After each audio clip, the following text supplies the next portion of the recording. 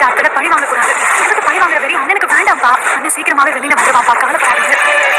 என்னன்னா அப்பாவும் பொண்ணு ஒண்ணு சேர்த்தீங்கல்ல, அண்ணனுடைய மருமகனும் அண்ணனுடைய மகனும் அடுத்து வீட்டுக்கு வந்துருவாங்க.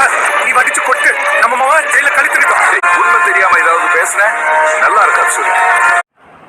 ராஜி அவங்க அப்பாவை பார்த்து என்ன சொல்லுவாங்கன்னா, எனக்கு நல்லதுதான் செஞ்சாங்க அத்தை வீட்டில், அதனால நீ எந்த சண்டையும் போடாதீங்க, என்னால ஒரு சண்டை வரக்கூடாது அப்படிங்கிற மாதிரி சொல்லியிருப்பாங்க.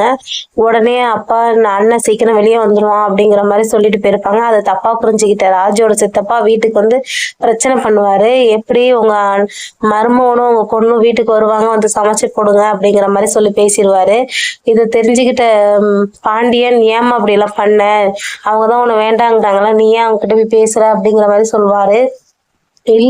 இல்ல மாமா, நான் பேசி பார்க்கலான்னு தான் நினைச்சேன், அப்படியாவது அவங்க மாறுவாங்களான்னு அப்படிங்கிற மாதிரி இவங்க ராஜி சொல்லுவாங்க.